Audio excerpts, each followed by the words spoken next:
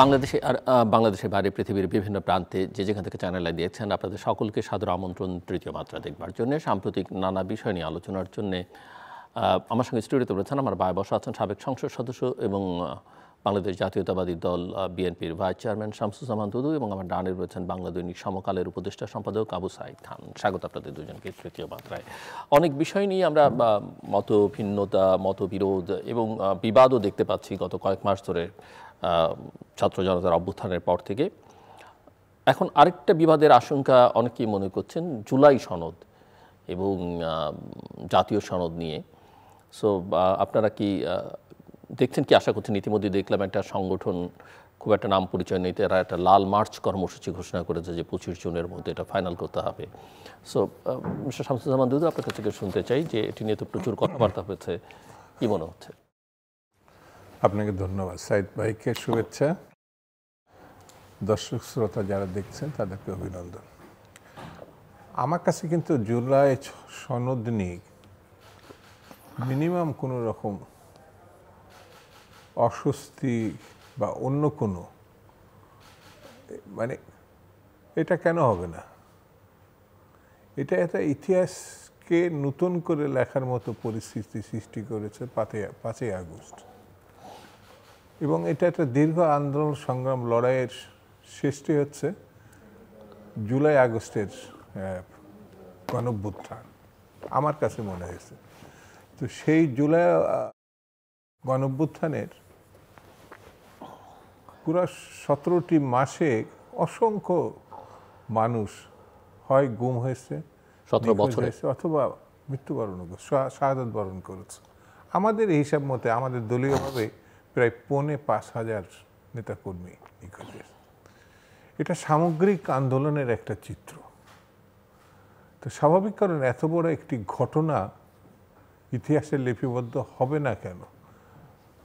এখানে আমার দল এবং আমার কাছে মনে হয়েছে শুধু তরুণ বা কিশোর যারা ওই জুলাই আগস্টে যে গণঅভ্যুত্থানে সরাসরি ঝাঁপিয়ে পড়েছিল, জীবনকে উৎসর্গ করেছে, তারা যারা বেঁচে আছে, তাদের নেতা, তারা এবং কি সরকার কোনো পক্ষই কিন্তু জুলাই সনদ বলেনি যে এটা হবে না।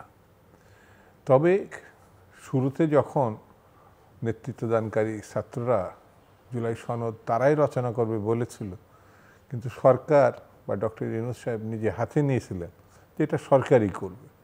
সকল রাজনৈতিক দলগুলোর সঙ্গে আলাপ করে তিনি করবেন, এবং হয়তো আমি যদি ভুল না করি উনি একটা নির্দিষ্ট সময়ে দিয়েছিলেন, সেই সময়ের মধ্যে তিনি করবেন। বাংলাদেশে অভ্যুত্থানের পরবর্তীতে চারিদিকে কী ধরনের ক্রাইসিস সকলেই জানে, নানানমুখী, রাজনৈতিক, অর্থনৈতিক, আইন শৃঙ্খলা। তো আমার যেটা ধারণা আমার নিজের কাছে, সরকার প্রয়োজনীয় কাজ করতে করতে যেটি সবথেকে গুরুত্বপূর্ণই বলবো, জুলাই সনদটিতে সবার সঙ্গে আলোচনা একটা সময় সাপেক্ষ ব্যাপার, সেই কাজটি সেইভাবে এগোই নাই। তবে আমার কাছে মনে হয় তার সঙ্গে আরেকটা আছে জাতীয় সনদ। এই কাজগুলো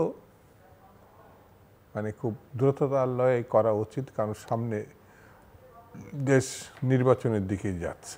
হ্যাঁ, যে কোনো মানুষই তো মনে করতে পারে, যেমন বিএনপি গত 2-3 বছর ধরে 31 দফা সংস্কার, রাষ্ট্র মেরামতের কথা বলে আসছে। বলতে পারে, অন্য রাজনৈতিক দলগুলো বলতে পারে, সেই প্রয়োজনীয় জিনিস তো আমরা আগের থেকেই বলছি। তো সেই আকাঙ্ক্ষাটা যদি আমি জুলাই বা সনদের মধ্যে নিয়ে আনতে পারি, লক্ষ্যের মধ্যে আনতে পারি, অসুবিধাটা কি আমার কাছে মনে হয়েছে। তো সেই বিষয়টিকে গুরুত্ব সহকারে নেওয়া উচিত। তবে ছোটোখাটো গোষ্ঠী, যেটা পার্টিও বলবো না, কিছু কিছু জুলাই শব্দের সঙ্গে তারা নিজেদেরকে সম্পৃক্ত মনে করি, তারাও এমন কিছু করা ঠিক হবে না, যেহেতু এটা সর্বমহলের স্বীকৃত। একটু ধৈর্য ধরা, একটু অপেক্ষা করা, তাহলে পরে ভালো কিছু আসবে। আবু সাঈদ খান, জুলাই সনদ তো হতেই, তবে বিষয়টা হচ্ছে যে কোনো কিছুর আকাঙ্ক্ষা সনদ সেটা আগে হয়, যেমন জুলাইয়ের আগেই সেটা হতে বাধ্য, দাবি দেওয়া ইত্যাদি। কিন্তু এখন পরবর্তীতে সেটা করার ক্ষেত্রে যেটা করার দরকার, সেখানে ঐক্যমত্যের বিষয়টা গুরুত্বপূর্ণ, কিন্তু আমরা রাজনৈতিক অঙ্গনে পুরোপুরি কিন্তু সেই ঐক্যমত্যটা দেখছি না। বিভিন্ন ব্যাপারে দৃষ্টিভঙ্গিগত পার্থক্য রয়েছে। এখন আর শুনছি না, একসময় তো ৭১-এর সঙ্গে ১৯৭১-এর সাথে ১৯৪৭-কে মেলানো হয়েছিল, সেকেন্ড রিপাবলিকের কথা বলা হয়েছিল।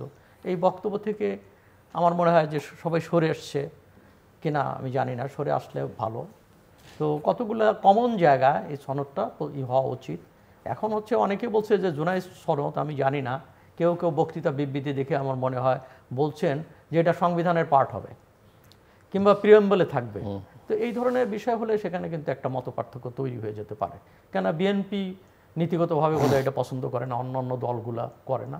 সেখানে আন্দোলনকারীদের একটা অংশ এই ধরনের বক্তব্য বিভিন্ন সময় দিয়ে, বা বিএনপি যদি শান্তিপূর্ণ স্থিতাবস্থা বজায় রাখবার স্বার্থে করেই ফেলে, সেখানে বিএনপি তার আপনি কিভাবে দেখবেন? শান্তিপূর্ণ ইসে করা, না, যেমন ধরেন বিএনপি মনে করলো, বিএনপি তো অবস্থান মানে আর্ট অফ কম্প্রোমাইজের একটা, আর্ট অফ কম্প্রোমাইজ মানে নীতিগত কম্প্রোমাইজ করবে, যে দীর্ঘদিন ডিসেম্বর কথা বলে তারা যেমন ফেব্রুয়ারিতে গেল নিজেরাই প্রস্তাব দিয়ে, সেরকম আমি জিজ্ঞেস না, করছি। সেটা তো কোনো মৌলিক বিষয় না, এটা তো মৌলিক বিষয়। যেমন নির্বাচন 2 মাস আগে আর পরে, এটা কোনো মৌলিক বিষয় না। এটা আগে হতে পারে, পরে হতে পারে, নির্বাচনের প্রসঙ্গে এবং পরে আসবো। হ্যাঁ, উপযুক্ত সময় হওয়াটাই হচ্ছে যুক্তিযুক্ত। কিংবা ধরুন যে বিএনপি আরও কিছু জিনিস বলেছেন, যেমন কোনো দল কিংবা কোনো ব্যক্তি যদি যৌক্তিক কথা বলে, এটা তারেক রহমান আগে বলেছিলেন, এখনও অনেকে বলছেন যে তারা সেটা মেনে নেবেন। তো সেই ক্ষেত্রে যেমন ধরুন সরকারের ভারসাম্যর ক্ষেত্রে কিংবা এখানে অন্য অন্য বিষয়েও দ্বিকক্ষ নির্বাচনের বিষয়ে কিছু মতপার্থক্য বিএনপির সঙ্গে অন্যান্য দলের রয়েছে, এই সব ব্যাপারে তো হতেই পারে। আর একটা হচ্ছে যে নীতিগত প্রশ্ন, যেমন ধরেন এটা হচ্ছে প্রোক্লেমেশনের ব্যাপার, এটা তো নীতিগত প্রশ্ন।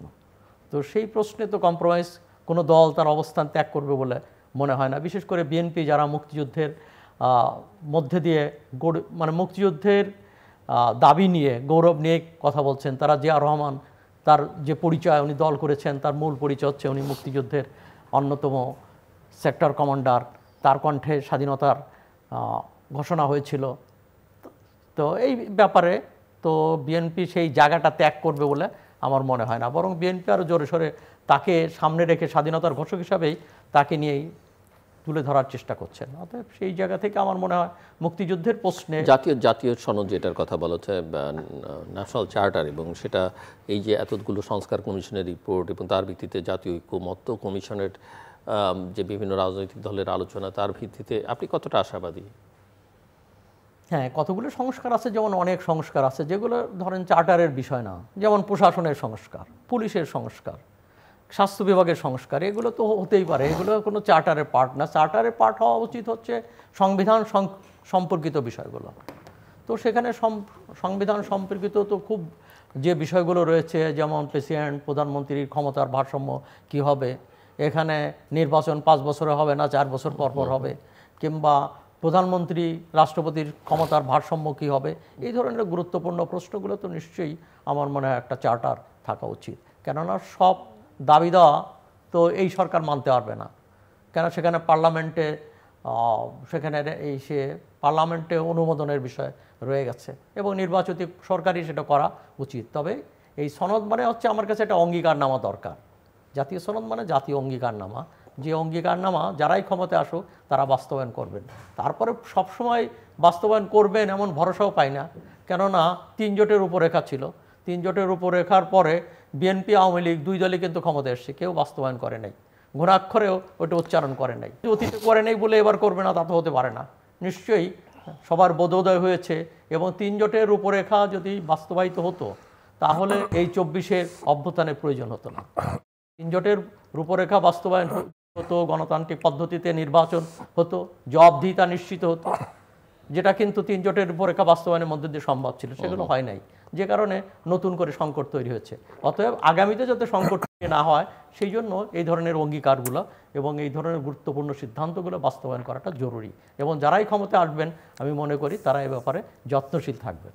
শামসুজ্জামান দুদু, কোনো মতভিন্নতা নেই ওনার বক্তব্যের সঙ্গে, কোনো মতভিন্নতা নেই? না, উনি যেটা মনে করছেন শেষের দিকে যে আগামীতে সবগুলো, হ্যাঁ প্রত্যাশা তো থাকতেই পারে, একটা গণঅভ্যুত্থান হয়েছে, তার আমূল পরিবর্তনের অতীতে কথা রাখেননি বলে এখন যে রাখবেন না তাও উনি না না বলতে কথা চাইছেন না। ঠিক রাখেন আমি জানি না, আমি এই পয়েন্টে যেমন বলি রাষ্ট্রপতি শাসিত ব্যবস্থায় ছিল বিএনপি 90-র গণঅভ্যুত্থানের আগে, সেই জায়গাটাই কিন্তু 90-র গণঅভ্যুত্থানের পরে বিএনপি ক্ষমতায় আসার পরে তারা কিন্তু সংসদীয় ব্যবস্থায় ফিরে যায়।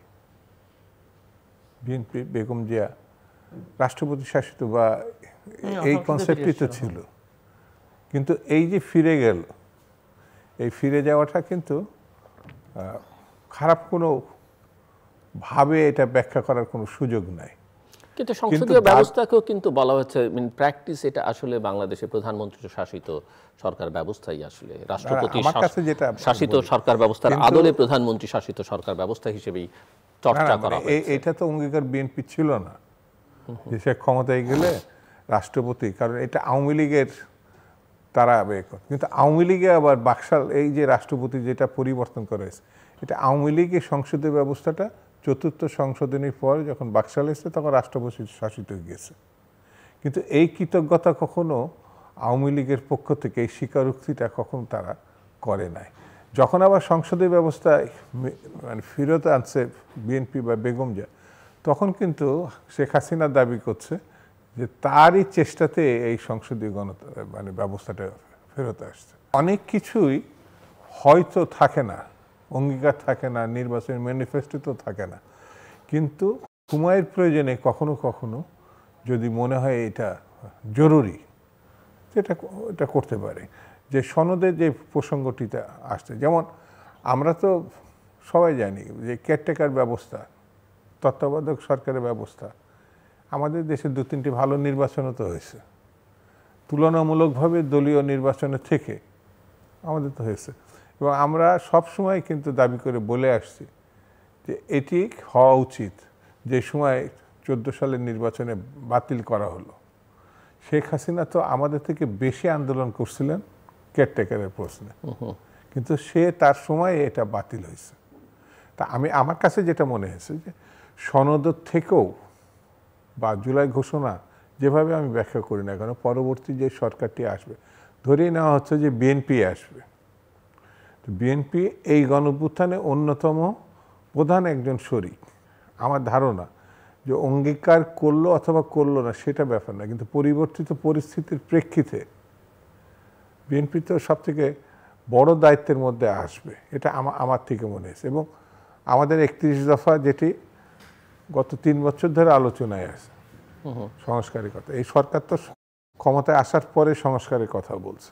সেই জন্য আমার কাছে মনে হয়েছে যে একটি রাজনৈতিক দল যত অঙ্গীকারই করুক না কেন, যেভাবে কথা বলুক না কেন, সরকারে যাওয়ার পরে তার অতীতটা যদি সে ভুলে না যায়, যেমন 71 পরবর্তীতে যেটা উনি ভালো কথা বলেছেন যে এই পরিবর্তনের পরে কেউ কেউ 71-কে 47-এর কাছাকাছি নিয়ে যাওয়ার চিন্তা করছে, এটা তো একেবারেই ভিন্ন প্রসঙ্গ। 71-এর সঙ্গে কোনোভাবেই 47-এর কাছাকাছি নিয়ে যাওয়ার কোনো সুযোগ নাই। আমাদের স্বাধীনতা, কেউ কেউ দ্বিতীয় স্বাধীনতার কথা মনে করেছে, তখন আমার মনে হয়েছে প্রথম স্বাধীনতা যে মানতে পারে না সে হলো দ্বিতীয় স্বাধীনতার কথা ভাবছে, এটা বড় আপত্তিকর।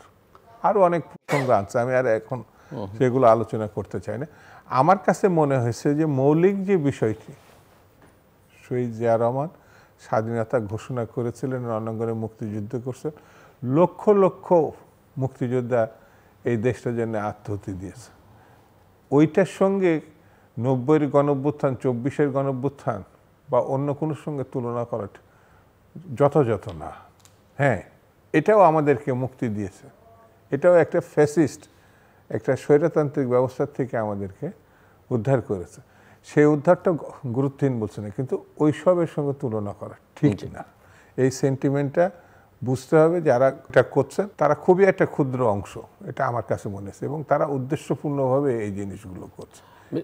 এর থেকে বেরিয়ে আসলে জাতীয় ঐক্যমত্যা পূর্বের মতো আবার শক্ত হবে, দৃঢ় হবে, যাতে আমরা অহেতুক কিছু কিছু ঝামেলায় তো আছে, যেমন যারা ক্ষমতা হারিয়েছে আমার কাছে মনে হচ্ছে তাদেরকেও ছোট করে দেখা ঠিক হবে না। আমরা সব দখল করে নিচ্ছি, সব জয়লাভ করছি এমনটা না। ফ্যাসিস্ট স্বৈরতন্ত্র এখনও আগের মতোই তারা ষড়যন্ত্র করে যাচ্ছে। মানুষের যে এখন কষ্ট, দুর্দশা, আইন শৃঙ্খলা পরিস্থিতি, নানান ঘটনার থেকে ফায়দা লুটা চিন্তা করছে। সেই জন্যে জাতীয় ঐক্যের ক্ষেত্রে কোনো রকম দ্বিধাদ্বন্দ্ব করা ঠিক হবে না, এটা আমার কাছে মনে হয়। মিস্টার আবুল সাঈদ খান, বহুল আলোচিত লন্ডন বৈঠক, কার কি অর্জন হলো, কার কি বিসর্জন হলো, সব মিলিয়ে আপনি কেমন দেখেন? গণতন্ত্রের যাত্রাপথে অর্জন হয়েছে। কোনো দলেরটা আগে বলি যে এখানে একটা অস্বস্তি তৈরি হয়েছিল, বিশেষ করে নির্বাচনের প্রশ্নে জনমনে একটা অস্বস্তি এবং এক ধরনের অনিশ্চয়তা বোধও তৈরি হয়েছিল যে বোধহয় নির্বাচন হবে না, সরকার বোধহয় 5 বছরের জন্য থাকবে, এটা বোধহয় 1-11-র সঙ্গে অনেকেও মিলিয়ে কথা বলছেন। তো সেখান থেকে তো মুক্তি এসছে এবং সেখানে আমার কাছে মনে হচ্ছে খুব মানে যেটা চেহারা দুই নেতার, মানে প্রধান উপদেষ্টা এবং বিএনপির ভারপ্রাপ্ত চেয়ারপারসনের যে চেহারা আমরা দেখেছি, তো তাতে মনে হয়েছে যে খুবই মানে হৃদ্যতাপূর্ণ পরিবেশে আলোচনা হয়েছে। এবং সেখানে একটা জিনিস হচ্ছে যে নির্বাচনটা তো রমজানের আগেটা একটা যৌক্তিক ব্যাপার ছিল, কেন রমজানের পরে নির্বাচন করা মানে রমজানের মধ্যে তার নির্বাচনী প্রচারণা চালানো সেটা খুবই সম্ভব না। তারপরে হচ্ছে এরপরে চলে যাওয়া মানে জুনে চলে যাওয়া মানে বৃষ্টি বাদলের মধ্যে চলে যাওয়া, সেটা আমাদের দেশে কখনো নির্বাচন হয় না, হওয়া সম্ভব ছিল না। সেই ক্ষেত্রে যে ঠিক আছে ডিসেম্বরের পরিবর্তে ফেব্রুয়ারি করা, আর এই ক্ষেত্রে বিএনপির থেকেও বড় বাধা ছিল বলে আমার কাছে মনে হয় না, কেননা তারা চেয়েছিল যে নির্বাচনটাকে একটা যৌক্তিক জায়গায় নিয়ে আসা এবং অন্যান্য দলের দাবি তাই ছিল এবং সেটা। কিন্তু অনেকেই মনে করছেন যে স্টেটমেন্টে যৌথ যে বিবৃতি, তাতে যে শর্তাবলী যেভাবে করা হয়েছে যে নির্বাচনের প্রস্তুতি যথেষ্ট, মানে নির্বাচনের সকল প্রস্তুতি সম্পূর্ণ করা গেলে 10 মাস আগে সকল প্রস্তুতি নিয়ে প্রশ্ন কেন উঠবে, যেখানে 90 দিনের মধ্যেই বাংলাদেশে নির্বাচন করবার অনেকগুলো রেকর্ড আছে। দ্বিতীয় কথা হচ্ছে যে বিচার এবং সংস্কারের বিষয়ে যথেষ্ট বা পর্যাপ্ত অগ্রগতি হলে নির্বাচন হতে পারে, এটি একটি প্রশ্ন। আরেকটি বিষয় এখানে আলোচনার মধ্যে আছে যে বিএনপি ঢাকায় একটা বৈঠকে যেই উপদেষ্টার পদত্যাগ দাবি করেছেন তাকে সামনে রেখেই প্রধান উপদেষ্টার সঙ্গে আলোচনা করেছেন। লন্ডনে একই ঘটনা ঘটল এবং এটা কি যার পদত্যাগ বিএনপি দাবি করলো আসলে সরকার খুব কৌশলে তাকে জায়েজ করে নিল বিএনপির হাত দিয়ে কিনা, বিএনপির মাধ্যমে, সেটা একটা প্রশ্ন আছে। আচ্ছা, আমার মনে হয় যে অনেকগুলো ব্যাপার আছে। একটা হলো পলিটিক্যাল রেজলিউশন নিয়ে, আর অনেক সময় হয় কি যে মাঠ থেকে দাবি দেওয়া তোলা, তো দুটো জিনিস কিন্তু সবসময় এক না। যে মাঠ থেকে অনেক সময় অনেক দাবি দেওয়া তোলা হয়, পরবর্তীতে আমরা দেখি যে রাজনৈতিক পদক্ষেপগুলো সে দাবি দেওয়াকে গণ্য করে না, এমন ঘটনা কিন্তু হয়। কিংবা আপনি যদি মনে করেন আমাদের দেশে রাজনৈতিক নেতারা জনসভায় যে বক্তৃতা করে সেটা কি তার দলের বক্তব্যের সঙ্গে সঙ্গতিপূর্ণ? অনেক ক্ষেত্রে সঙ্গতিপূর্ণ না। তো আর একটা হচ্ছে যে জিনিসটা গুরুত্বপূর্ণ ছিল যে এখানে বিএনপির সঙ্গে সরকারের একটা দূরত্ব তৈরি হয়েছিল, তো এইটা ঠিক, তো সেই দূরত্ব তো ঘুচেছে। তো আর একটা হলো নির্বাচনের ব্যাপারে নিশ্চয়তা এসেছে। আর এইটা হচ্ছে যে এর আড়ালে অন্য কোনো আলাপ হয়েছে কিনা আমি জানি না। এখন প্রশ্ন হচ্ছে যে জিনিসটা আপনি তুলেছেন যে নির্বাচনের ব্যাপারে নির্বাচনে যথেষ্ট প্রস্তুতি, নির্বাচন কমিশন তো সবসময় প্রস্তুত এবং নির্বাচন কমিশন বলছে ডিসেম্বরের জন্য তারা প্রস্তুত, এখন বলছে ফেব্রুয়ারিতেও তারা প্রস্তুত, সরকারের নির্দেশ আসলেই কিংবা সিগন্যাল আসলেই তারা কাজ শুরু করে। আবার বিএনপিকে আমরা গত 15 বছরে শুনেছি যে মানে আওয়ামী লীগের সময় তারা সকল সময় নির্বাচনের জন্য প্রস্তুত। হ্যাঁ, সেটাও ছিল।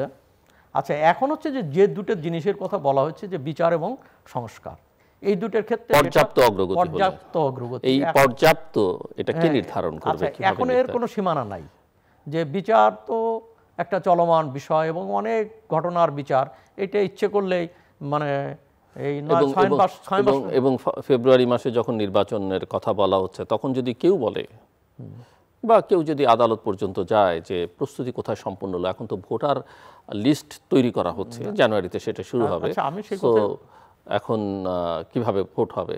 আচ্ছা, আমি সেটা হলো যে নির্বাচনী আইনে আছে যে অবস্থায় হালনাগাদ হয় সেই অবস্থায় নির্বাচন হয় এবং আপনি ভোটার হালনাগাদ হওয়ার সঙ্গে সঙ্গে নির্বাচন হতে পারে, কোনো আইনগত, কিন্তু তখন তো আবার প্রক্রিয়াটা চলমান থাকবে। হ্যাঁ, চলমান তো থাকতেই হবে, তো কোনো বাধা নেই। আর এখন তো প্রক্রিয়া চলমান তো রয়েছেই। আর একটা হলো আমি যে জিনিসটা হলো বিচারের ক্ষেত্রে গুরুত্বপূর্ণ বিচারগুলো তো হয় উচিত, কিন্তু আপনি সব বিচার শেষ করবেন এমনটা হওয়া সম্ভব না। আর সংস্কার তো শেষ হবে না, সংস্কার চলতেই থাকবে, এটা একটা চলমান প্রক্রিয়াই। অতএব আপনি সব সংস্কার শেষ করতে পারবেন না। তবে এই ক্ষেত্রে যে জিনিসটা হচ্ছে যে সরকারের আন্তরিকতাই হচ্ছে গুরুত্বপূর্ণ প্রশ্ন। আর একটা হচ্ছে যে মোটা দাগে কিছু সংস্কার করতে হবে, এবং মোটা দাগে বিচারটা, অর্থাৎ কোন কোন বিচার হওয়া উচিত এটা তো স্পষ্ট বোঝা যায়। তো সেই বিচারগুলো করে এটা করা সম্ভব। এই ক্ষেত্রে সরকারের আন্তরিকতা হচ্ছে গুরুত্বপূর্ণ। তবে আমার কাছে মনে হয়েছে ডক্টর মোহাম্মদ ইউনূসের তো তার উক্তি দেখে এবং সেই পরিবেশ দেখে আমার মনে হচ্ছে যে তিনি আন্তরিক। তবে একটা শর্ত সাপেক্ষেই তো কথাটা বলতে হয়, ওখান থেকে শিফট হওয়ার ক্ষেত্রে যে জিনিসটা বলা উচিত উনি এটা বলেছেন, এবং সেটা হওয়াই উচিত। এবং এই ব্যাপারে বোধহয় বিএনপি, সরকার, অন্য কোনো দলই দ্বিমত করবেন না যে এখানে কিছু বিচার সম্পন্ন হওয়া উচিত, বড় বড় বিচারগুলো সম্পন্ন হওয়া উচিত, এবং সংস্কারের কতগুলো গুরুত্বপূর্ণ সংস্কার হওয়া উচিত। বিশেষ করে নির্বাচন সংক্রান্ত যে সমস্ত বিষয়গুলো রয়েছে সেটা অবশ্যই করা উচিত বলে আমি মনে করি। তবে সব কিছু মিলে যে জিনিসটা হয়েছে এটা বাংলাদেশের পলিটিক্সের একটা ডেভেলপমেন্ট। বাংলাদেশের পলিটিক্সে দেখা যায় যে যারা ক্ষমতায় যখন থাকে তখন তারা মনে করে দেশ চালানোর যেভাবে আসুক, মানে নির্বাচিত হোক আর অনির্বাচিত হোক, দেশ চালানোর অধিকার বোধহয় তারই। কিন্তু দেশ চালানোর একমাত্র স্টেক হোল্ডার গভর্নমেন্ট না, দেশ পরিচালনার জন্য বিরোধী দল এবং অন্যান্য দলও রয়েছে। তো এই আলোচনার মধ্য দিয়ে সেটা কিন্তু একটা প্রমাণিত হয়েছে। এবং আমি তো ব্রিটিশ ভারতে হয়েছে বোধহয় ক্যাবিনেট মিশন যখন এসেছিল তখন ওই ধরনের যুক্ত এটা হতো, তার আগে আর কোনো মানে যুক্ত বিবৃতি দেওয়া হতো। কিন্তু তারপরে মানে এই পাকিস্তান এবং বাংলাদেশের ইতিহাসে কিন্তু পলিটিক্যাল পার্টির সাথে সরকারের কোনো যুক্ত বিবৃতি দৃষ্টান্ত আমার জানা নেই। কিন্তু এটা দিস ইজ ফার্স্ট টাইম, এটা আমার কাছে। এবং জামায়াত ইসলামী তাদের বিবৃতিতে বলেছে যে এটা নৈতিকভাবে ঠিক হয়নি এবং বাংলাদেশের রাজনৈতিক সংস্কৃতির মধ্যে এটা নেই। এনসিপিও এই বিবৃতিকে বা এই বৈঠকের টিকে খুব একটা ভালোভাবে নেয়নি, যেটা আমরা বুঝলাম।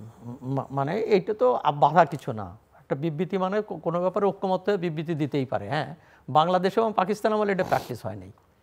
তো প্র্যাকটিস হয়নি বলে হবে না এমন তো ব্যাপার না। ব্রিটিশ ভারতে কিন্তু প্র্যাকটিস হয়েছে। ব্রিটিশ ভারতের সরকারের সঙ্গে বিভিন্ন সময় বিভিন্ন ক্যাবিনেট মিশন এসেছে ইত্যাদি, সেই সময়গুলো কিন্তু এই ধরনের যুক্ত বিবৃতি, যুক্ত ঘোষণা সেটা দিয়েছে। মুসলিম লীগের সঙ্গে, কংগ্রেসের সঙ্গে তাদের মতামত এগুলো প্রকাশ হয়েছে।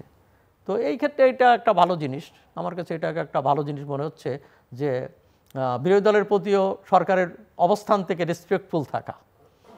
তো এটা তো আমি মানে নেতিবাচকভাবে দেখি না, আমি ইতিবাচকভাবে দেখি। আমি অনেক পয়েন্টে সাইদ ভাইয়ের সঙ্গে একমত যে কিছু কিছু ব্যাপারে, যেমন সংস্কার চলমান প্রক্রিয়া, আজকে যে সংস্কার এটা আগামীকালও সেটা পরিবর্তিত হতে পারে প্রয়োজনের খাতিরে।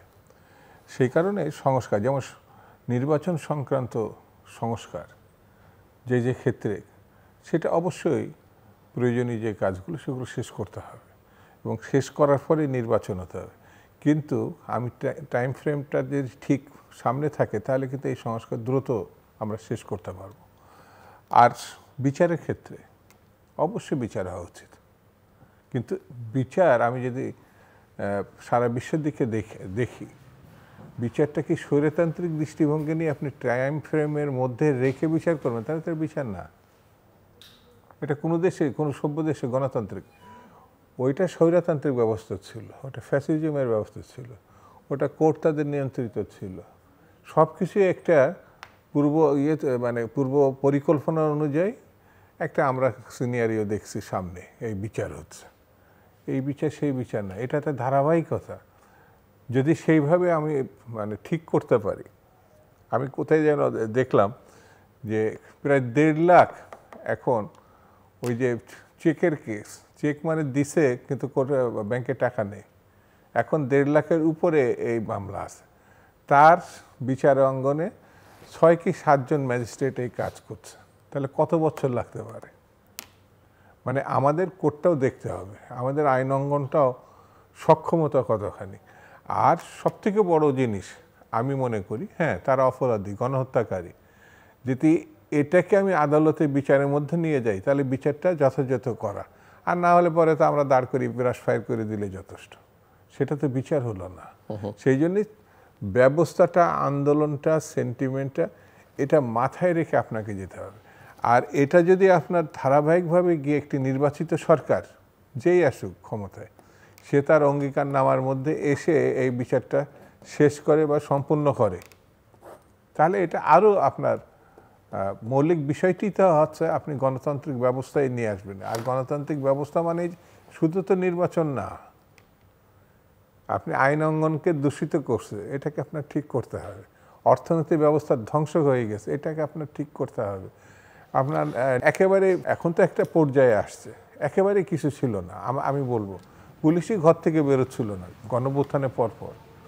তো সেটাকে আপনাকে একটা জায়গায় নিয়ে আসতে হবে, সবগুলো মিলিয়েই কিন্তু। আর আপনি দেখেন না, যেটা সাইদ ভাই বললেন, সেটা হচ্ছে এই দুই নেতা বসার পরপর তার আগের প্রেক্ষাপটটা আপনার গত 10 মাসের মধ্যে আস্তে আস্তে এটা ডিটোরিয়েট করছিল বলে আমার কাছেও মনে হয়েছে যে আস্তে আস্তে পরস্পরের জন্য একটু বিচ্ছিন্ন হচ্ছে, সন্দেহ বিশ্বাস আদৌ কি ভোট হবে। মানে আগে তো 3 বার ভোট দিতে পারেনি, তরুণরা তো পারেই নাই, তো সেই ভোটটাকে আদৌ হবে, এই ধরনের অবস্থা আমার কাছে কেউ কেউ দিয়েছে। যেমন প্রথম দিকে কথা উঠছে যে এই সরকার 10 বছর থাকবে, মানে একটা কথা, এবং এটি সহজভাবে নিছে, কিন্তু দ্রুত আস্তে আস্তে এটা 5 বছরে আসছে। কেন আসছে? যে একটা নির্বাচিত সরকারের যে প্রয়োজন সেটি শুধু না, সরকারের ক্ষেত্রেও মানে তাদের যে কার্যক্রম, তাদের যে ভূমিকা, সেটাগুলো নিয়েও মানুষ প্রশ্ন তুলছে। এটা যৌক্তিক কি অযৌক্তিক আমি বলবো না। যেমন আপনি 72-এর ক্ষমতা নেওয়ার আগ পর্যন্ত শেখ মুজিব বা আওয়ামী লীগ একরকম, আপনি 72-এর পরে 3.5 বছরের মধ্যে আমি যদি তার মৃত্যুকে সামনে এসে এটা ব্যাখ্যা করি, এটা ভয়াবহ চিত্র। তো যে মানুষ মানে অপ্রতিদ্বন্দ্বী, সেই মানুষের যখন মৃত্যু, আবার শহীদ জিয়া রহমানের ক্ষমতা নেওয়া এবং তার মৃত্যু, ঠিক সেটা যেটা আবার দেখি, সে জনপ্রিয়তার শীর্ষে অবস্থান থেকেই মানুষের হৃদয়ের মধ্যে গিয়ে তার মৃত্যু হচ্ছে। এবং সেই ধরনের, কারণ ওখানেও খন্দকার মোস্তাক আওয়ামী লীগের সরকার ক্ষমতা পরিবর্তনের পরে, এখানেও কিন্তু বিএনপিরই সরকার। কেন আমি এই প্রশ্নটা সামনে উত্থাপন করলাম, মানুষের সমর্থন আছে কিনা, এটা খুব বড় বিষয়। এই দুই নেতা একসঙ্গে বসার প্রেক্ষিতে আমার কাছে মনে হয়েছে মানুষ একটা পজিটিভ কিছু দেখছে তাদের বৈঠককে। এই যে যৌথ বিবৃতির যে প্রসঙ্গ, যদি সাইদ ব্যাখ্যা করেছেন যে পাকিস্তান এবং বাংলাদেশের প্রেক্ষাপটে, আর আমার কাছে মনে হয়েছে এটা যদি উনি মনে করেন যে আরও কারোর সঙ্গে বসার দরকার, উনি যদি মনে করেন কথা বলার দরকার, এটা তো শুরু হতে পারে। যেমন সমস্ত রাজনৈতিক দলগুলোর সঙ্গে কিন্তু উনি প্রতিনিয়ত, যেমন ধরেন আপনারা বলছেন 12ই ফেব্রুয়ারি নির্বাচন, আপনাদের দিক থেকে এরকম একটা ধারণা জনমনে দেওয়ার চেষ্টা হচ্ছে, কিন্তু স্টেটমেন্টটা যদি আমরা দেখি, যেটা আপনাদেরকে পাশে রেখেই দেওয়া হচ্ছে, সেখানে কিন্তু নির্বাচনটা হতে পারে, তারিখ মেনশন করা নেই, হতে পারে শর্ত সাপেক্ষে। প্রশ্নটা হচ্ছে সেখানে দ্বিমত করছে না। ডিসেম্বরে বিরোধী দলগুলো বলছিল, সরকারের পক্ষ থেকে এটা জুনে বলা হয়েছিল, মানে এরকম একটা জুনে পরে এপ্রিলে এসছে, সরকারের ভিতর থেকে বলছিল আমরা নির্বাচিত সরকার। কিন্তু পরে উনি ঈদের আগে আগে যে ভাষণটা দিলেন সরকার প্রধান হিসাবে, সেটা এপ্রিলে প্রথম অর্ধের কথা আসলো, সেটি কিন্তু উনি নিয়ে আসলেন ফেব্রুয়ারির মানে প্রথম অর্ধের কথাই বলা হচ্ছে আমার কাছে মনে হচ্ছে। এটা অনেকে যৌক্তিক হিসাবে মনে করছে, রোজা, গরম অথবা পরীক্ষা, বৃষ্টি বাদল, এই কারণে এই 2 মাস আগানোটাকে পজিটিভলি নিচ্ছে। আমি এটা একেবারে সেটেলড ইস্যু বলে মনে করছি না। আনুষ্ঠানিকভাবে সরকারের পক্ষ থেকে কিন্তু নির্বাচন কমিশনকে প্রস্তুতি নেওয়ার জন্য বলে নাই। নির্বাচন কমিশনের বক্তব্য অনুযায়ী তারা প্রস্তুত। তো সেটি তারা যদি মনে করে তাদের কাজ কাম হয়েছে, একেবারে সব রেডি, এটা জানুয়ারিতে হতে পারে। নির্বাচন কমিশনের কথা বলছি, 2 জন, একটা বৃহৎ পার্টির প্রধান জনাব তারেক রহমান সাহেব আর সরকার প্রধান হিসেবে ডক্টর ইউনূস সাহেব, তারা মনে করলেন। তো এখন যদি মনে হয় যে ফেব্রুয়ারির প্রথম অর্ধে না, এটা জানুয়ারির প্রথম অর্ধে হলে ভালো হয়, আমি তো এটা এখনো পর্যন্ত সিদ্ধান্তটা কিন্তু কংক্রিট এখনো সিদ্ধান্ত হিসেবে যায় নাই আমার কাছে মনে হয়েছে, কিন্তু আশাবাদ তৈরি হয়েছে। দুইজন নেতা বসার কারণে সরকার প্রধান এবং বড় দলের নেতা হিসাবে যেন তারেক রহমান, কেউ কেউ মনে করেন যে বিএনপি যে মোমেন্টামটা তৈরি করেছিল, একটা যেহেতু দীর্ঘদিন বাংলাদেশে নির্বাচন হয় না, মানুষের ভোটের অধিকার হরণ করা হচ্ছে, সেই মোমেন্টামটা আসলে খুবই ট্রিকি ওয়েতে ডিফিউজ করে দেওয়া হচ্ছে। এটা আমার কাছে মনে হয় না। আপনার কাছে আমার কাছে মনে হয় না। Time will say. না, এই কারণে মনে হয় না। নির্বাচন যদি আপনি একটা জায়গায় সীমাবদ্ধ করে ফেলেন, এখন নানান পরিবেশ, নানান দল, নানান মত পথ, আপনি গণতন্ত্রের প্রশ্নে, তাহলে আপনাকে কংক্রিট একটা জায়গায় যদি দাঁড়িয়ে যান, তাহলে আলোচনার কোনো সুযোগ থাকে না। বহু পথ, বহু মত, বহু চিন্তা, গণতন্ত্রের সৌন্দর্য এই জায়গাটায়। আমি আপনাকে বললাম, আমার দুটো প্রধান ব্যক্তি ফেব্রুয়ারিকেই আশা করছে সারা দেশবাসী হিসেবে। তা আমার কাছে মনে হচ্ছে যে এপ্রিল থেকে যখন ফেব্রুয়ারি আসছে, আর নির্বাচন কমিশন বা নির্বাচন সংশ্লিষ্টরা যদি মনে করে, আবার দুই নেতাও যদি মনে করে, সেটা তো আরও 1 মাস আগে আসতে পারে। কোন প্রশ্নে আমি কথা বলছি? যদি গণতন্ত্র ভাবনা চিন্তা থাকি, সেই জায়গায় কিন্তু আমরা এক জায়গায় নাই। সেই জন্যে আলোচনা তো আরও হতে পারে, হওয়ার পরে যে আরও ভালো হয় সেই প্রশ্নগুলো আসবে, এবং আসার পরে তবে দ্রুত সিদ্ধান্ত নেওয়া এই জন্য উচিত হবে। প্রতিটা রাজনৈতিক দলেরই মাঠ পর্যায়ের কিছু ঘটনা আছে তো। কিন্তু আপনারাই অভিযোগ করেছেন বিভিন্ন সময় যে সরকার এনসিপির কথা শুনে আর আপনারা অ্যাপয়েন্টমেন্টও পান না, সময় চেয়েও সময় পান না। আমি আসছি এই প্রশ্নের উত্তর নিতে আপনার কাছে। মিস্টার আবু সাইদ খান, আপনার কাছে আমার প্রশ্ন, একজন সাংবাদিক হিসেবে আপনি কী মনে করেন? নির্বাচন যেহেতু সবাই আশাবাদী 12ই ফেব্রুয়ারি হবে, বা আরেকটু আগে হলো জানুয়ারিতে হতে পারে, এই সরকার, যে সরকারকে আমরা গত 10 মাস ধরে দেখছি সকলের সহযোগিতা নিয়ে, সকলের সমর্থন নিয়ে এবং ভালোবাসারও সরকার, অন্তত ইনিশিয়ালি তো তাই ছিল সকলের, এই সরকার, কারণ বাংলাদেশের জনগণের দীর্ঘদিনের দাবি, রাজনৈতিক দলগুলোর দাবি, বিএনপিরও দাবি, যে একটা নিরপেক্ষ নির্বাচন, নির্দলীয় নিরপেক্ষ নির্বাচন।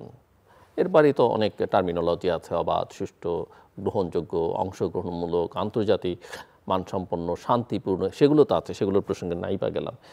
এই সরকার একটা নিরপেক্ষ নির্বাচন করতে পারে, এটা সবাই বিশ্বাস করে কিনা, প্রথম প্রশ্ন। দ্বিতীয় প্রশ্ন হচ্ছে যে গত 10 মাসের পারফরমেন্সে এটা মনে হয় কিনা যে তারা আসলে একটা নির্বাচন অনুষ্ঠানের জন্যে যে ধরনের সক্ষমতা একটা সরকারের থাকা দরকার সেটা তাদের আছে। প্রথমত হচ্ছে যে সরকারের সঙ্গে সে রাজনৈতিক দলের মধ্যে যে ইন্টারাকশন হওয়া উচিত ছিল, যে যোগাযোগ হওয়া উচিত ছিল, সেটি কিন্তু সেইভাবে ছিল না। এবং সেখানে দেখা গেছে 5 মিনিট 10 মিনিটের সাক্ষাৎকার হচ্ছে, প্রশ্নমালা তৈরি করে ইয়েস নো টিকমার্ক দেওয়া হচ্ছে। তো এইটা পদ্ধতিগতভাবে ঠিক না। আর একটা হচ্ছে সরকার তো বিভিন্ন জায়গায় অবস্থান থেকে লোকগুলো এনে সরকার গঠিত হয়েছে, তো তারা যে সক্ষমতার পরিচয় দেওয়া দরকার, সেই ক্ষেত্রে আমার কাছে ঘাটতি মনে হচ্ছে, যে তাদের আরও একটু যোগ্যতার সঙ্গে তারা বিষয়টাকে মোকাবেলা করতে পারত, কিন্তু সরকার সেটা পারেনি। তো পারেনি বললে পারবে না এমন তো ব্যাপার না। তো আরেকটা হচ্ছে ভুল তো করতে পারে, যদি সেটা ইন্টেনশনাল না হয় তাহলে সেখান থেকে সংশোধন হতে পারে। সেই জিনিসটা ক্ষেত্রে আমার মনে হয় সরকার এখন বুঝতে পেরেছে যে রাজনৈতিক দল কেবল বিএনপি নয়, বিএনপির সঙ্গে আলাপ হয়েছে, অন্যান্য রাজনৈতিক দলগুলোর সঙ্গে সরকারের আলোচনা অব্যাহত রাখা উচিত। এবং এই যে একটা গুরুত্বপূর্ণ সিদ্ধান্ত হয়েছে, সেই সিদ্ধান্তটা যথাযথ এবং যৌক্তিক, সেটা সঙ্গে রাজনৈতিক দলগুলোরও একই ধরনের চাওয়া। সিদ্ধান্ত না আশাবাদ? এটা তো হ্যাঁ, আশাবাদ তো এখনই বটে, তবে রাজনীতিতে তো মানে ডিসিশন তার কনক্রিট। যেমন প্রধান নির্বাচন কমিশনার বলেছেন যে স্টেটমেন্ট আমার কাছে এসছে, আমি এর মধ্যে কারো স্বাক্ষর নাই, এটা আদৌ তাদের স্টেটমেন্ট কিনা, কারো নাম নাই, গন্ধ নাই, মানে এটা আমি না, সেগুলো হবে না। ওটা ঠিক আছে, কিন্তু যখন কোনো আলোচনা হয় তখন এইভাবেই হয়। এটাকে আমরা এটাকে বলতে পারি এমওইউর মতো আর কি ঘটনা একটা। বা আমরা তো অতীতে আলোচনা করেছি, আপনিও এই আলোচনায় অংশ নিয়েছেন, যে বাংলাদেশের সংলাপের ইতিহাস খুব ভালো না, ভালো না। সংলাপের ফলাফল কখনোই খুব সুখপ্রদ নয়। হ্যাঁ, সংলাপ আলোচনার মধ্য দিয়ে দূরত্ব বাড়ে, দূরত্ব কমে না এমন আছে, কিন্তু কিছু কিছু ঘটনা তো নজির তো ভালো নজিরও আছে। যেমন দুদুভাই যেটা বলছিলেন যে পার্লামেন্টে তারা আলাপ আলোচনার মধ্য দিয়ে তারা সংসদীয় পদ্ধতিতে পৌঁছেছেন, এটা খুব গুরুত্বপূর্ণ মৌলিক সিদ্ধান্ত। তো সেখান থেকে তারা সেটা খুব আলাপ আলোচনা করে করেছেন, সেটা খুব বলা যাবে না। না না আলাপ আলোচনা করে করেছেন, না সেটা না বলা আলাপ যাবে আলোচনার মধ্যে হয়েছে। এটা আমি একটু ঘটনাটা বলি, সেখানে নানা রকমের যে নাটক ছিল। ঘটনাটা বলি, যখন 3 জোটের রূপরেখা হয়, তো এটা আমি খুব কাছ থেকে দেখেছি। 3 জোটের রূপরেখার সময় এটাকে সেই সময় 5 দল এবং 8 দলের পক্ষ থেকে সংসদীয় পদ্ধতির কথা বলা হয়েছিল। বিএনপি বলেছে এই ব্যাপারে আমরা ইয়েস নো কিছুই বলতে চাই না। তো তখন একটা শব্দ তারা বলেছিল যে সংসদীয় পদ্ধতিতে যাওয়ার ক্ষেত্রে বিএনপি এই ক্ষেত্রে যাওয়ার ক্ষেত্রে তারা একটা ইতিবাচক জন্য সার্বভৌম সংসদ শব্দটা ব্যবহার করেছিল, যে সার্বভৌম সংসদ একমাত্র সংসদীয় পদ্ধতিতে হতে পারে। তো সেই জায়গাটা বলা হয়েছিল এবং পরবর্তীতে বিএনপি সেই কথা রেখেছে এবং সংসদে গিয়ে তারা এই জায়গা আরও জোরালো পদক্ষেপ গ্রহণ করেছে। তো আলাপ আলোচনার মধ্য দিয়ে কিন্তু এটা সম্ভব। আপনি বলছেন যে আমি সক্ষমতার এবং নিরপেক্ষতার প্রশ্ন তুলেছিলাম সরকারের। হ্যাঁ, সরকারের দিক থেকে আপনি কি মনে করেন এটা অবশ্য নিরপেক্ষ কিনা, সেটা মিস্টার শামসুজ্জামান দুদু ভালো, ওনাদের সরকারের পক্ষ থেকে কিছু কিছু জিনিস হয়েছে যেগুলা, যেমন ধরেন ব্যক্তিগতভাবে আমি পছন্দ করি না, চাপের মুখে, কিংবা ধরেন এক ধরনের মপতন্ত্র বলে যেটাকে বলা হয়, তার মুখে সরকার কিছু কিছু সিদ্ধান্ত নিয়েছে, পরীক্ষা পিছিয়ে দিয়েছে, কিংবা এমনকি আওয়ামী লীগের নিষিদ্ধ করার ক্ষেত্রেও এটা আওয়ামী লীগ তো নিষিদ্ধ করে না, তার কার্যক্রম নিষিদ্ধ করার ক্ষেত্রেও মনে হয়েছে জনমনে প্রতিভাত হয়েছে যেটা মাপতন্ত্রেরই কারণে এটা সরকার করেছে। তো এই ধরনের সিদ্ধান্ত কিন্তু গ্রহণ করাটা ঠিক না। সরকার অনেক ক্ষেত্রে সক্ষমতার পরিচয় দিতে পারেনি, আবার অনেক ক্ষেত্রে সক্ষমতার পরিচয় দিয়েছে। তারা বাজার খানিকটা এই রমজানের সময় নিয়ন্ত্রণে করেছে, অর্থনীতিতে কিছুটা ইতিবাচক ফল বয়ে এসেছে, ব্যাংকিং সিস্টেমে মানুষ হতাশ হয়েছিল, তো অ্যাটলিস্ট আস্থাটা খানিকটা ফিরে এসেছে। গভর্নমেন্টের অ্যাচিভমেন্ট নেই তা না, আমি যেটা সঠিক মানে যে গভর্নমেন্টের যতটুকু অ্যাচিভমেন্ট আছে স্বীকার করতে চাই, কিন্তু গভর্নমেন্টের যেখানে গভর্নমেন্ট পারে নাই এবং দূরত্ব তৈরি হয়েছে গভর্নমেন্টের কারণে, সেগুলো অনেক ফ্যাক্টরি বন্ধ হয়ে যাচ্ছে, বিনিয়োগ হচ্ছে না, দেশে বিদেশে বিনিয়োগ অনেক। জি, মিস্টার শামসুজ্জামান দুদু, মানে উনি তো সাংবাদিক হিসেবে দেখছেন, কিন্তু নিরপেক্ষতা দরকার বেশি আপনার, সক্ষমতা দরকার বেশি আপনার রাজনৈতিক স্টেক হোল্ডার হিসেবে, কি দেখেন? প্রথমত যেটা আপনি সাইদ ভাইয়ের কাছে যাওয়ার আগে আমাকে বলছিলেন, সেটি হচ্ছে যে তরুণদের যে একটা দল তৈরি হয়েছে, যারা আন্দোলনের নেতৃত্ব দিয়েছিল, তাদের একটি অংশ এনসিপি নাম নিয়ে একটা নতুন রাজনীতি, আমরা এটা অভিনন্দিত করি না তা না। আপনার কথা হচ্ছে যে তাদের সঙ্গে সরকারের যোগসূত্রটা অন্যদের অনেকের থেকে বেশি, অবশ্যই বেশি। কারণ এটা ডক্টর ইউনূস সাহেবের একটা বিদেশি পত্রিকার সাক্ষাৎকারের পরে, অর্থাৎ তিনি বলেছেন যে শিক্ষার্থীরা আমাকে ক্ষমতায় বসিয়েছে, শিক্ষার্থীদের স্বপ্নগুলো বাস্তবায়নের জন্য একটি রাজনৈতিক দল হতেই পারে। তা আমার কাছে বক্তব্য হচ্ছে, সরকার প্রধান যখন তাদের সমর্থন দিচ্ছে, তাদের সঙ্গে আলাপ করছে, তাদেরকে কনফিডেন্সে নিচ্ছে, তখন কোনো সমস্যা হচ্ছে না তাদের জন্য। কিন্তু সেই সরকার প্রধান যখন অন্যদের সঙ্গে আলাপ করছে, কথা বলছে, মিটিং করছে, তখন তাদের আবার একটু মানে ভিন্ন রকম একটা বক্তব্য আমরা পাচ্ছি। এটাও আমার কাছে আপত্তিকর না। এই জন্যে গণতন্ত্রের যে সৌন্দর্য, বিভিন্ন দল, পথ, মতের মানুষের বিভিন্ন কথা, চিন্তা, ভাবনা থাকবে। হয়তো বা আমরা যদি গণতন্ত্র প্রিয় হই বা ভাবনায় রাখি, তাহলে ওই বক্তব্য ঠিক আছে, অন্যদের বক্তব্য ঠিক আছে, সে যার যার অবস্থান থেকে তারা এগুলো। তবে যেটা সাইদ ভাই বলছেন, আমি তার সঙ্গে দ্বিমত করছি না, একমত। গণতান্ত্রিক বিধি ব্যবস্থা যদি মাথার মধ্যে থাকে, তাহলে আপনার আলোচনা বা বৈঠক বা যোগাযোগ, এটাকে আপনি বাদ দিতে পারবেন না। আর সৌজন্যতার অংশ, হ্যাঁ, সৌজন্যতার অংশ, সৌন্দর্যের আর কিছু ফলাফল যাই হোক না কেন, সৌজন্যতা ফলাফল যাই হোক না কেন, অবশ্যই। যদি একটা যেমন এই জনাব তারেক রহমান সাহেব আর ডক্টর মোহাম্মদ ইউনূস সাহেব যে বসতেন, এটা আমার দলের প্রধানের সঙ্গে বসছে এই জন্য আমি বলছি না, এক ধরনের সংকট তৈরি হচ্ছিল, একজনের অবিশ্বাস তৈরি হচ্ছিল, যেটা গণ অভ্যুত্থানের পরে যে সবাই জোটবদ্ধতা ছিল, মনে হচ্ছিল কিছু কিছু বিচ্ছিন্নতা আছে, কিছু কিছু ছেড়ে দেওয়ার ভাব আসছে, দায়িত্ব যেন নিতে চাচ্ছে না অনেক ঘটনায়। সেই জিনিসটা এই বৈঠক অন্ততপক্ষে অনেকটাই আমরা পুনরুদ্ধার, আমার কাছে মনে হচ্ছে এটা অনেকটাই স্বস্তি ফিরিয়ে আনছে। আমি নিরপেক্ষতা এবং সক্ষমতার প্রশ্ন তুলেছিলাম। নিরপেক্ষতার আপনি খানিকটা বলেছেন। নিরপেক্ষতা বা সক্ষমতা মানে আপনাদের দীর্ঘদিনের দাবি যে নির্দলীয় নিরপেক্ষ সরকারের অধীনে নির্বাচন। আমরা এখনো আমরা প্রথমে এই কথাও বলেছি যে আমরা যত ভুল অথবা যত ক্রাইসিস অথবা যাই থাক না কেন, আমরা ডক্টর মোহাম্মদ ইউনূসকে শুধু নির্বাচনের মধ্য দিয়ে শেষ করতে চাই না। এই ধরনের মানুষ আমাদের খুব বেশি নাই।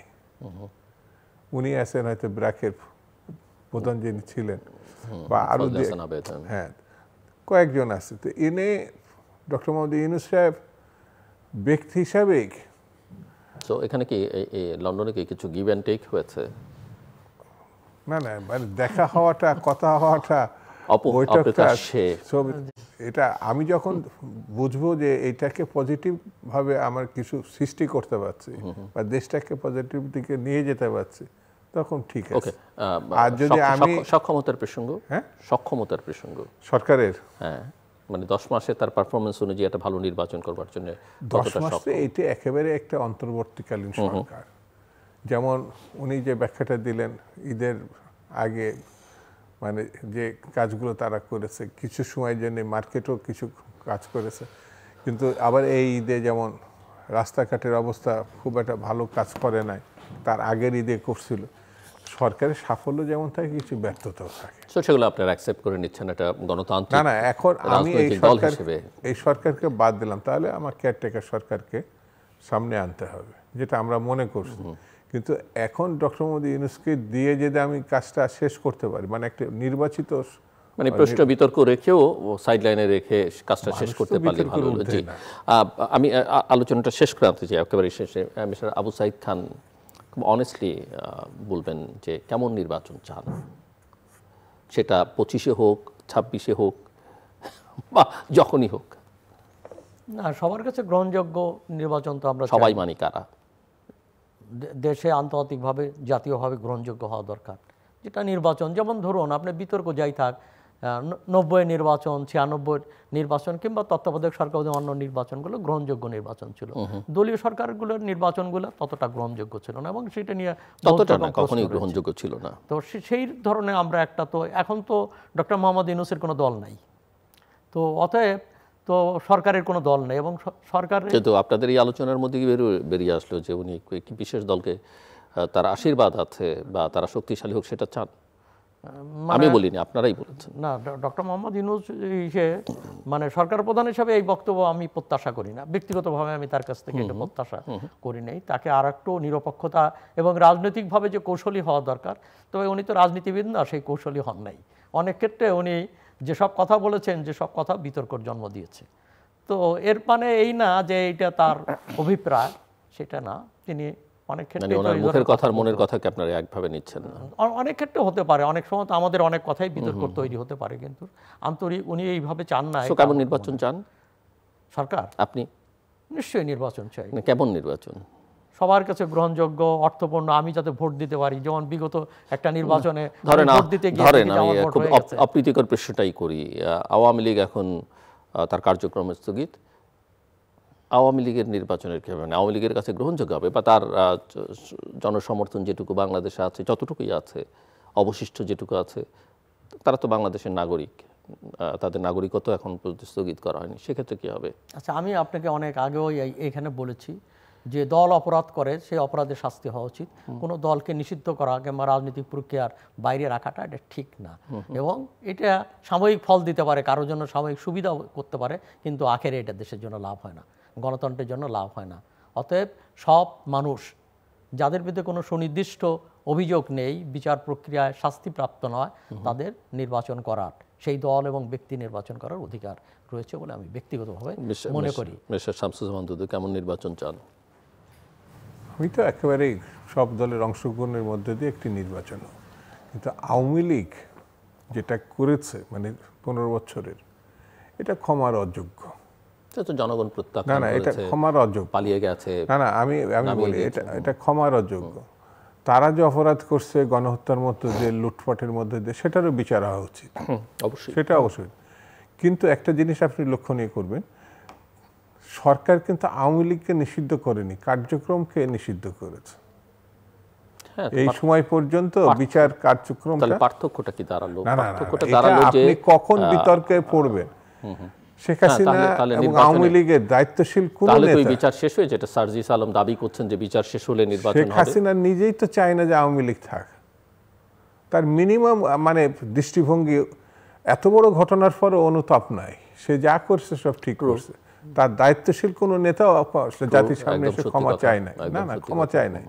তো ক্ষমা যদি না চায় কৃতকর্মের জন্য, তা আপনি আগে থেকে কি করে ক্ষমা করবেন? যেটা জামাত ইসলাম অবশ্য 24 ঘন্টার মধ্যে গণঅভ্যুত্থানের পর ক্ষমা করে দিয়েছিল, পরে সমালোচনার মধ্যে দিয়ে আবার তারা ক্ষমা প্রত্যাহার তারাও করে। কখনো ৭১-এর জন্য ক্ষমা চায়নি, তারা ক্ষমা করে দিয়েছিল, নিজেদের সেটা ক্ষমাটা ক্ষমা চায় নাই। না কোনোদিনই না না, চায়নি। আমি 5 আগস্টের না কথা। না, সেটা বলছি যে তারা তারা আওয়ামী এটা লীগকে করছে। ক্ষমা করে দিয়েছিল, কিন্তু তারা নিজেদের যে ক্ষমা চাওয়া সেটাও কখনো চায়নি। অবশ্যই চাইনি, সেটা আমি এই প্রসঙ্গে এই দুইজনে বাট প্রসঙ্গ যদি রাজনীতিতে আসে, তারা এখন বেশ প্রভাবশালী, আপনি সময়ের উপর সব ছেড়ে দেন না কেন? সেটা দিচ্ছে। এখন যে পরিস্থিতিতে এতে সমস্ত দায়ভার সরকার বা অন্য কোনো রাজনৈতিক দলের দেওয়ার কোনো সুযোগ নেই। 1 নম্বর আসামি হচ্ছে শেখ হাসিনা, তার দল নিষিদ্ধ করা, নিজে নিষিদ্ধ হওয়া, তার নেতাকর্মীকে বিপদে ফেলা, এই দায় তাকে নিতে হবে। নেওয়ার পরে তাকে আবার জাতির সামনে এসে পুনরুদ্ধার, ভাবমূর্তি পুনরুদ্ধার করা, দলের ভাবমূর্তি পুনরুদ্ধার করা, সেটাও তার কাছে। এত অপরাধ করার পরে কেউ যদি দম্ভের সঙ্গে এখনো বলে আমি ঠুস করে ঢুকে পড়ব, এখনই চলে আসবো, এটা আরো পরিস্থিতি আরো মারা। না, সেটা তো ধরেন তিনি তো অপরাধ করেছেন এবং প্রধান অপরাধী, এই বিষয়ে কারোর মধ্যে কোনো বিতর্ক নেই, তার বিচার হবে, সবাই বিচার চায়। আমি বলছি যে রাজনৈতিক প্রক্রিয়া, একটা রাজনৈতিক শক্তি বা দল, তারা নির্বাচন করতে পারবে কিনা, প্রত্যেকটা যত 1000, 2000, তারা 5000, তো 10,000, নির্বাচন করতে চায় না। সেটা তো তাদের ব্যাপার, কিন্তু আপনি যখন তাদের আপনার এই পরিস্থিতি- কার্যক্রম স্থগিত রাখছেন, আমার প্রশ্ন, তখন কার্যক্রম স্থগিত রাখছেন, তখন তো নির্বাচন তারা করতে পারবে না, এটা একটা প্রশ্ন। দ্বিতীয় প্রশ্ন হচ্ছে যে দীর্ঘদিন আওয়ামী লীগ একপেশে নির্বাচন করে করে, ভোটারবিহীন নির্বাচন করে করে, সবাইকে বাইপাস করে নির্বাচন করে করে একটা ক্ষমতায় থেকেছে। বিএনপি এত বছর পরে এখন যেখানে সবাই মনে করছে যে বিএনপি ল্যান্ডস্লাইড ভিক্টরি হবে যে কোনো পরিস্থিতি, যে কোনো নির্বাচন হলে, বিএনপি ওই যে বিজয়ের যে আনন্দ, প্রতিদ্বন্দ্বিতাপূর্ণ বা প্রতিযোগিতা হবে না বলে অনেকে মনে করেন, সেটা থেকে বা ভবিষ্যতে এটা নিয়ে কোনো শক্তি কালিমা এই নির্বাচনকে কালিমা যুক্ত করতে পারে, কালিমা লেপন করতে পারে, সেরকম একটা নির্বাচনের দিকে বিএনপি যাবে কিনা? আমি একটা কথা, হ্যাঁ, আমার হাতে খুব বেশি না, না, সময় আমি নেই, but এটা হ্যাঁ, ছোট এক করে লাইনে অবশ্যই কথা বলি। অবশ্যই বেগম জিয়ার 6 বছর জেল খাটানো নিরপরাধ মানুষ, অবশ্যই তারেক রহমানকে একেবারে অপরাধবিহীন অনেক ঘটনা প্রায় সাজা দিয়ে দেশের বাইরে অনেক থাকতে হয়েছে। বাধ্য হয়ে তাকে দেশের বাইরে থাকতে হয়েছে। বিএনপির নেতাকর্মীকে 60 লক্ষ আসামি করা হয়েছে, 2.5 লক্ষ মামলা দেওয়া হয়েছে। একবার কি শেখ হাসিনা বা আওয়ামী লীগের পক্ষে তো সরি করা হয়েছে? বলেনি তো কোনো কিছুই, আমি সব কিছু হলো, আমরা তো কি বলে সেই মিশন খুলে বসি নাই, অপরাধের কোনো শিকার নেই। অনেকে মনে করতে পারেন বোধহয় আওয়ামী লীগের পক্ষে আমি না না না, আপনি কখনোই না, আপনি কখনোই না, আপনি প্রশ্নগুলো আমি যেটা প্রশ্ন করছি সেটা হচ্ছে যে রাজনৈতিক প্রক্রিয়া, আপনি 10,000 অপরাধী হলে 10,000 অপরাধীকে বিচার করেন, মৃত্যুদণ্ড দেন, যাবজ্জীবন দেন, বিভিন্ন মেয়াদে কারাদণ্ড দেন, কিন্তু একটা রাজনীতিকে আপনি রাজনৈতিক প্রক্রিয়ার বাইরে রাখতে পারেন কিনা, রাজনৈতিক সংগঠনকে, যতক্ষণ না সেটাকে সন্ত্রাসী সংগঠন হিসেবে আপনি চিহ্নিত করছেন। কারণ আপনি বলছেন যে বিচার না হলে, তাহলে তো সার্জিস আলমের কথাই শুনতে হবে, সেটাই যৌক্তিক কথা, যে বিচার না হওয়া পর্যন্ত নির্বাচন হবে না। আপনার আওয়ামী লীগের ভিতর এমন একটি ফ্রেশম্যান খুঁজে কি পাওয়া গেছে যা শেখ হাসিনা বহিষ্কার করছে গণহত্যার দায়ে? আইন আদালতের পরে যান, একটা কি বলে সেক্রেটারি জেনারেলকে বহিষ্কার করছে, কারণ দর্শনের অ্যাক্টেন্ড করছে, উপর থেকে নিচ পর্যন্ত একটা বিবৃতি আমি কোনো জায়গায় দেখি না। দেশে বা দেশের বাইরে, আব্দুল হামিদ অবশ্য বলেছেন আমরা ভুল করেছি, দেশে বা দেশের বাইরে একটা লোক বলে না। আমরা তো রামকৃষ্ণ মিশন খুলে বসি নাই যে কেউ অপরাধ না করলেও আমরা হাওয়ার উপরে ছেড়ে দিলাম, এটা আল্লাহ বিচার করবে, এটা এইভাবে তো আমি ছেড়ে দিব না। এটা রাজনৈতিক বিষয়, রাজনৈতিকভাবে তো তাদের মোকাবেলা করতে হবে, তাদের জায়গা তাদেরকেই করতে হবে। এখনো পর্যন্ত আমার কাছে যেটা মনে হয়, যে অপরাধ আছে সেই অপরাধ থেকে বেরিয়ে আসা মিনিমাম পদক্ষেপ তারা নেয় নাই। দর্শক অনুষ্ঠানের শেষ প্রান্তে আমরা সামাজিক যোগাযোগ মাধ্যম ফেসবুক, এক্স এবং ইউটিউবে তৃতীয় মাত্রা লাইভ স্ট্রিম হচ্ছে, আপনারা দেখতে পারেন। টেলিভিশনের পর্দায় দেখতে না পারলে যে কোনো সময় যে কোনো স্থান থেকে ইউটিউবে তৃতীয় মাত্রা চ্যানেলটি সাবস্ক্রাইব করেই পর্ব বা পুরোনো পর্বগুলো আপনারা দেখতে পারেন। মিস্টার আবু সাইদ খান এবং মিস্টার শামসুজ্জামান দুদু, অনেক ধন্যবাদ এই আলোচনায় অংশ নেবার জন্য। দর্শক, আমার দুই অতিথি অনেক বিষয় নিয়ে আলোচনা করেছেন। ওনাদের মধ্যে আশাবাদ হচ্ছে, এবং আশা না থাকলে আসলে মানুষ সামনে এগুতে পারে না, ব্যক্তিগতভাবে মানুষ বেঁচেও থাকতে পারে না। সেদিক থেকে সবটাই ঠিক আছে।